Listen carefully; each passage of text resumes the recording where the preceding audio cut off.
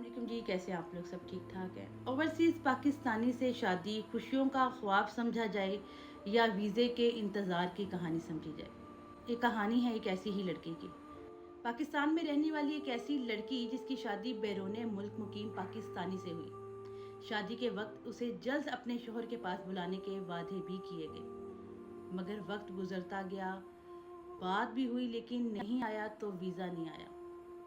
और फिर वैसे ही जैसे हमारे माशरे के अंदर होता है, उस रिश्ते की हकीकत पर सवाल उठने लगे कि आखिर इस शादी के पीछे क्या राज था।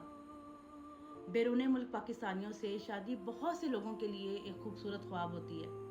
ख़ास तौर पर जो लड़कियों के वालिदैन होते हैं, वो एक माइंड सेट लेकर चल रहे होते हैं कि हमारी बेटियों की अगर शादी बैरून मुल्क हो जाएगी तो उनका बेहतर मुस्तकबिल, खुशहाल ज़िंदगी और अपने शरीके हयात के साथ नई दुनिया बसाने की एक नई उम्मीद पैदा हो जाएगी। मगर बाज़ औक़ात शादी के बहुत देर बाद हालात बदल जाते हैं, लोग बदल जाते हैं। कुछ ख़वातीन बरसों वीज़े का इंतज़ार करती अपने वालिदैन के घर ही बैठी रह जाती हैं, जबकि बाज़ मर्दों की तरफ से ये शिकायत सुनने को मिलती है कि शादी के बाद इनसे सिर्फ बैरून मुल्क बुलाने या माली मदद की तवक्को रखी जाती है। तो सवाल ये है कि ऐसे रिश्तों में असल मसला है कहाँ पे?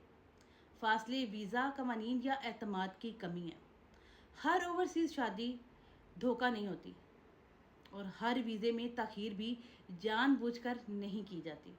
लेकिन जब वादे और हकीकत में फ़र्क बढ़ने लगे तो सवाल ज़रूर पैदा होता है।